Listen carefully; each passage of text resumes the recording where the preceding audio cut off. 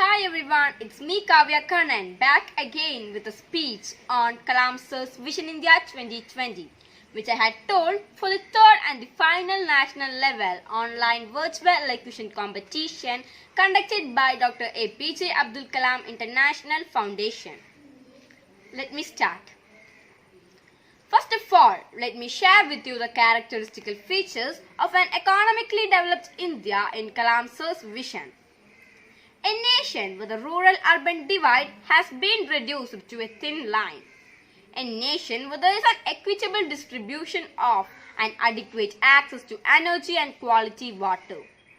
A nation where agriculture, industry and the service sectors works together in symphony. A nation where education with a good value system is not denied to any meritorious candidates due to economical or social discrimination. A nation which is the best destination for the most talented scholars, scientists and investors from around the world. A nation where the best of health care is available to all. A nation where governance is responsive, transparent and corruption-free.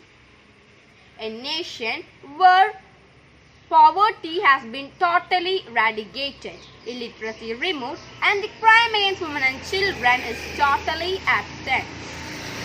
A nation that is prosperous, secure, healthy, devoid of terrorism, peaceful and happy, and on a sustainable growth path. A nation which is the best places to live in and is proud of its leadership. Transforming India into a well-developed nation, 5 areas in combination have been identified based on India's core competence, natural resources and talent and manpower. 2. Find the integrated action to double the growth rate of GDP and realize the vision of developed India. And they are agriculture and food production, infrastructure with reliable electric power, education and healthcare, information and communication technology, and self-reliance in critical technology. Now talking about agriculture and food production sector. The aim was to double the present rate of food production. But the goal of doubling the production hasn't been achieved yet. While the livelihood of almost 58% of the Indian population depends on this sector, the growth is still meager. But the good part is the progress done by the government initiatives to promote the production and to invite investments in this sector. The public-private partnership model could be just the game changer in India's agricultural sector needs.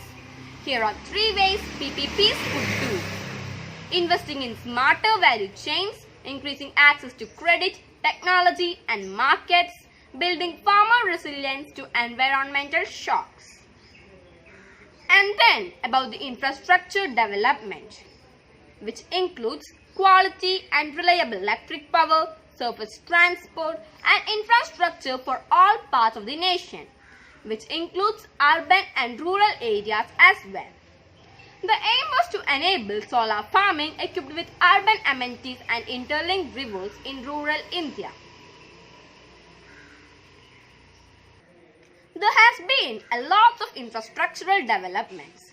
Private funding dominates the infrastructure development with limited yet focused efforts made by the government. And in the case of power supply, since the last few years, there's been a great progress in the power sector. What can be done by the government is that the private funding remains strong now. So, more government-funded researches and projects should be done to make sure that sustainable benefits are given to the masses.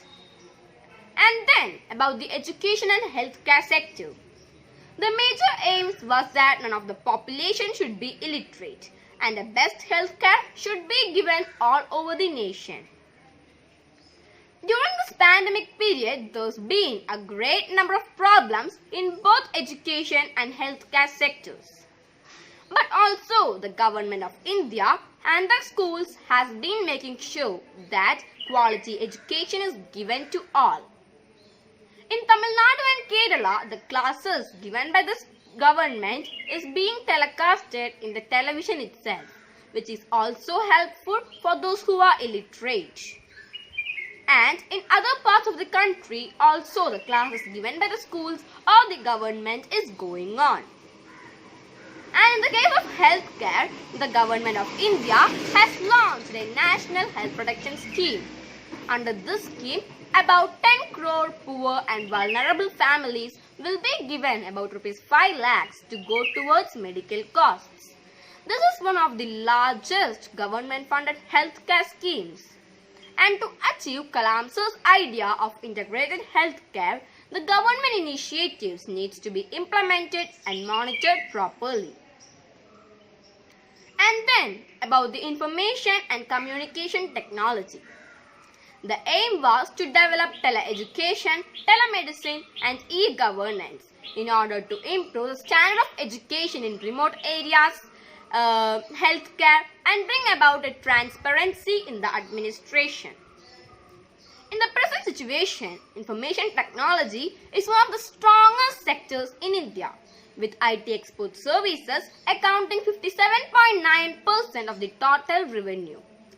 And communication technology, on the other hand, is making a speeding progress, with India being world's second largest communication market. What can be done is that the government policies are strong enough to change the picture of the nation, while they include the availability of communication resources at the grassroots level. On the contrary, not much execution is happening at the level to contribute to a difference.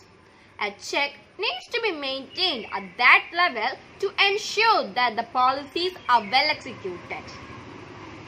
And then, last but not at all the least, talking about self-reliance in critical technology.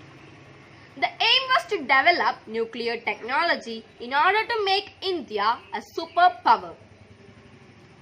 In the present situation, India has travelled a long distance since the economic reforms in 1991 and has achieved a lots of landmarks with the Mars orbit mission, the launch and the application of Chandrayaan as a few to name. What can be done is that the efforts done in this field are difficult to sustain, while regressive social organizations keep dragging the teams down. Corruption in the sector leading to inefficiency needs to be curbed. Students need to be encouraged to pursue this field. And stronger acumen should be hired to give results to the goals. And to conclude, I hope that a major role is played by the government to give the required support to the farmers, teachers, and other professionals alike to enable this nation to achieve success in the Green Revolution, White Revolution, the Space Mission, Defense Mission, Science and Technology Mission and Infrastructure Development Mission. What we are today is because of the vital role of our political system. India's youth should not keep away from politics, but enter it to lead, guide and make this nation great in all disciplines. During this pandemic period, the government of India is not getting enough time to look after Dr.APJ Abdul Kalam sir's Vision India 2020. But as a good Indian citizen, it's our responsibility to make Dr.APJ Abdul Kalam sir's Vision India 2020 a reality. And I hope all the Indians are together to make this great man's dream a reality.